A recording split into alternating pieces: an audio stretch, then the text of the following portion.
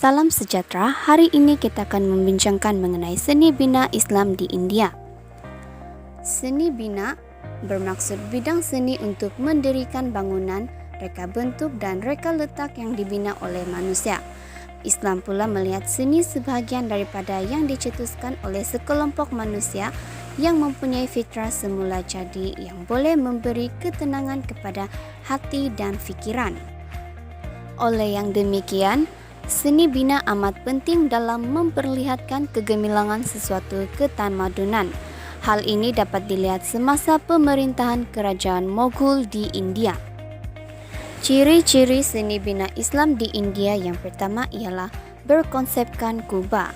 Binaan kubah merupakan satu tanda yang amat jelas dalam memperlihatkan seni bina Islam kerana secara umumnya setiap masjid tentunya mempunyai kubah. Kebanyakan binaan masjid atau istana di India memakai kubah berbentuk bawang.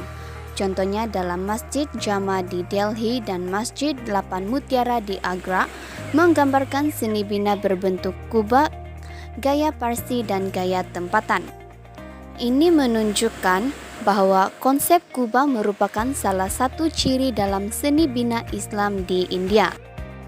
Seterusnya, ukiran kaligrafi ayat-ayat suci Al-Quran. Ukiran kaligrafi ayat-ayat suci Al-Quran merupakan satu lagi motif Islam cuba diketengahkan oleh tamadun Islam yang berkembang sama ada di masjid atau di istana. Sekiranya tidak ada lukisan ayat-ayat suci Al-Quran, biasanya ukiran-ukiran lain yang digunakan adalah berasaskan alam semula jadi seperti unsur tumbuh-tumbuhan dan bunga-bungaan serta geometri. Contohnya dalam Taj Mahal, terdapat banyak ayat-ayat suci dalam bentuk ukiran kaligrafi terutama pada dindingnya. Antara surah di dalam Al-Quran yang menjadi hiasan pada Taj Mahal ialah surah Yasin ke-36. Ciri yang seterusnya ialah unsur air. Unsur air juga turut memainkan peranan penting dalam mencirikan sesuatu binaan itu adalah hasil pengaruh tamadun Islam. Contohnya dapat dilihat dalam makam Humayun. Makam ini dihiasi dengan taman-taman dan air pancut yang sangat indah serta dikelilingi tembok-tembok tinggi dan kuku.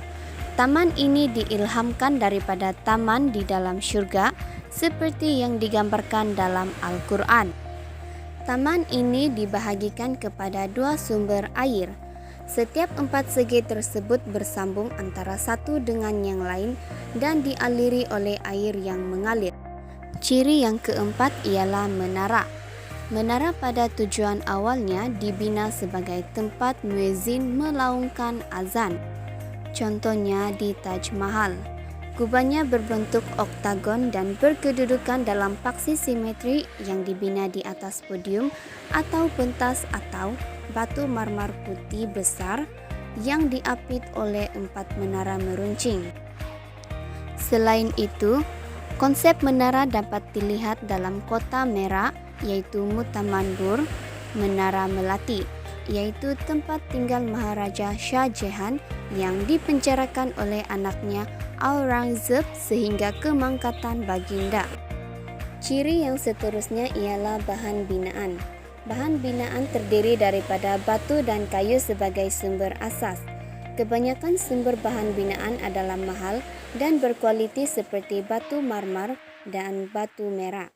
Batu bata dijadikan asas binaan bangunan-bangunan yang terdiri daripada pelbagai saiz. Perhiasan pada permukaan dinding bangunan dihiasi dengan lukisan mozaik dan binaan seramik serta lukisan daripada teknik stuko. Contohnya dapat dilihat dalam bahan binaan bumbung, kubah dan menara Taj Mahal yang diperbuat daripada marmar putih serta seni mozaik yang indah, juga penggunaan warna batu bata merah dalam pembinaan kota merah.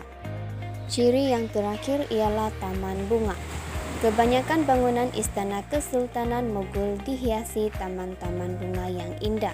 Pada zaman pemerintahan Shah Jahan, banyak taman-taman bunga didirikan seperti Taman Bunga Shalamar di Lahore, Taman Darashiko di Kashmir, dan Taman Shalamar Bagh di Delhi. Taman bunga terdiri daripada hiasan flora yang berwarna-warni serta pokok-pokok yang hijau. Kesimpulannya, Kerajaan Mughal memberikan sumbangan besar dalam bidang aspek seni bina dan melambangkan kegemilangan ketamadunan Islam pada zaman tersebut. Keunikan seni bina adalah penggunaan bahan yang kukuh serta gabungan seni Islam dan unsur tempatan Parsi.